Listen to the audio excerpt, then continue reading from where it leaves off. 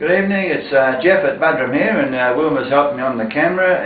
Now I've just returned home from fishing after a few days, and anyway, this evening I'm going to make a shark attack soup. Now this is going to be a Thai-inspired shark attack soup. Now what I've got is, to start off, I've got about 2/3 of a cup of tomato stewed, chopped up tomatoes. This is going to come around. I'm going to add about 1.5 coffee cups of water. I'll put the heat on. 1.5 cups of water.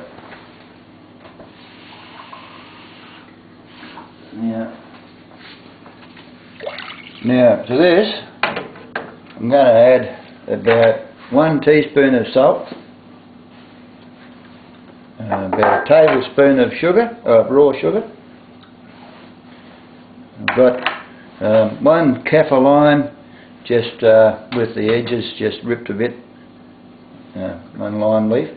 And I've got 2 chunks of lemongrass stalk, just bashed or bruised.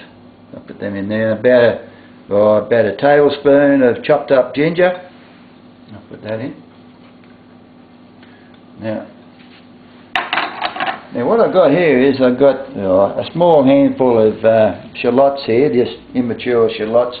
So what I'm going to do is chop up the white section first and put that in. And I'm going to add one more thing. Hang on a minute. Just going to add. This is quite a hot sweet chilli sauce. So I added maybe a tablespoon of that. That's quite a nice one, that one. Now this shark attack soup.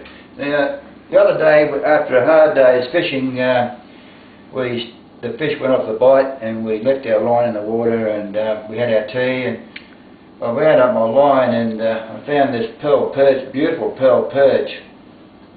This is the state that he came up in. So you can see clearly where the shark just ripped off most of the body, and I'd say most people, or almost everybody except me, would throw it back, because they look at the flesh. There's only a tiny little bit of flesh on each side at the top there, and most people would say it's not worth worrying about.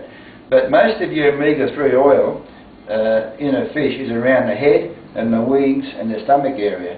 So there's beautiful omega-3 oil in this fish.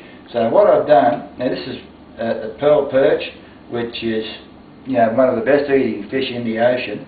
And they've got scales all around the head and everywhere there's scales. So what I've done is I've scaled every scale off it I could possibly get.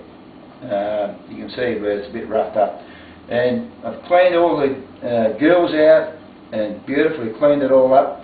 And so that's going to get simmered down in this soup, and this weighs about 600 grams. So most of the weight, there's probably only about 70 or 80 grams of bones out of the 600 grams. So the rest of it's just beautiful, good food. So I'm just going to also to this I'm going to add about 5 small mushrooms.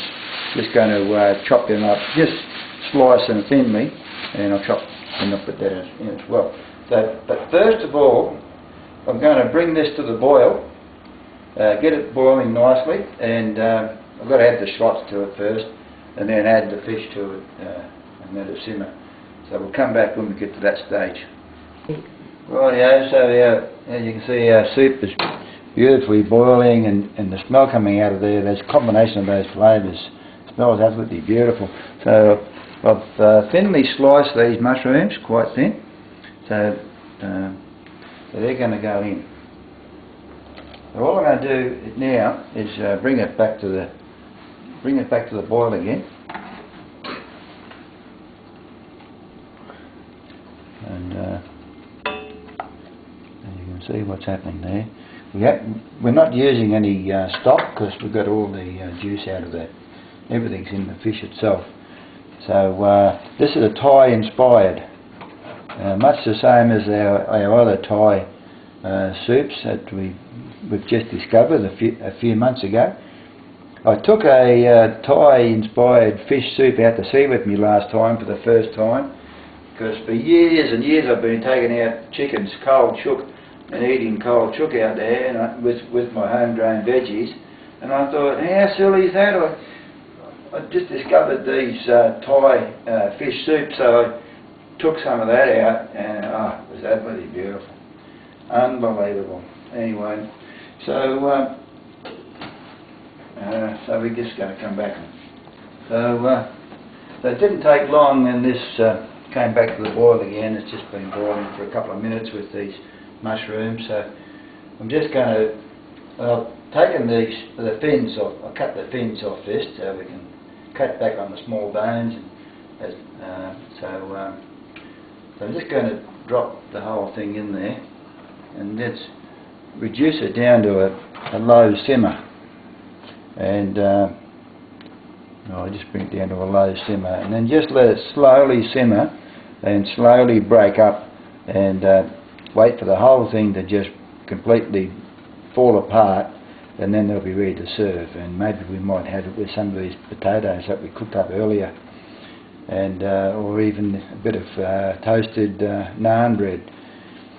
So I'm really looking forward to this. How about you? Yes, I am. It smells lovely. Yeah, so... there's a lot of meat in those cheeks too. Oh, yeah. But it's not just the meat in the head, it's all the skin and all the oil, all the juice and the stuff behind the eyes. And luckily there's only two of us, so we haven't got to fight over, the eyes. There's two eyes and two of us. So. You can have them both. Can I? Oh, that's terrific. Thanks for that, Wilma. So... well, that's made my day. All right, so we'll just come back when we're ready to dish it up.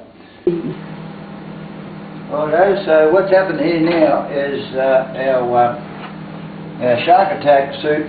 The fish is completely broken up. It's looking absolutely beautiful. There's going to be a few bones to suck dry. So this is not a meal you're going to rush into. But now the pearl perch has quite big eyeballs, so I took them out. Oh, that's nice. At least you took the eyeballs took out. The eyeballs out, and that's the surround part of the eye. Now, what you can do if you want to, before you dish it up, is pull out some of the larger bones, but it doesn't really matter. You can just sort of take your time. So what I've got here is the remainder of the top part of the shallots, and I took one of the spring onions out of the garden and chopped it up. So we're just going to add these to it and let them just cook in the steam, just to take the sharpness out of the spring onions and the shallots. And we're just warming up some of those perfect spuds that we cooked up earlier. And we're just going to have this on some of the spuds, so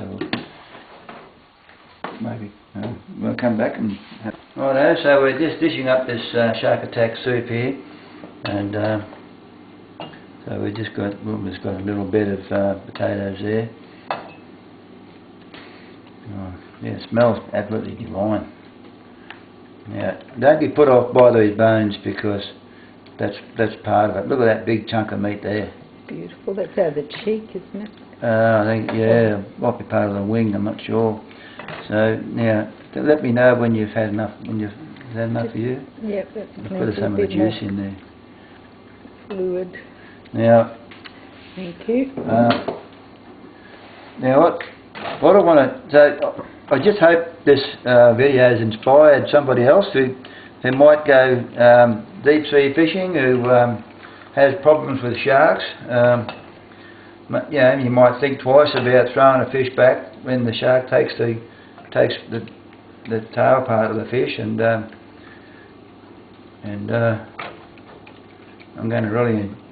we're going to really enjoy this. Oh, it's beautiful. And so that's it. That's it. That's our tea tonight. So how are we going for time? Anyway, we better close off.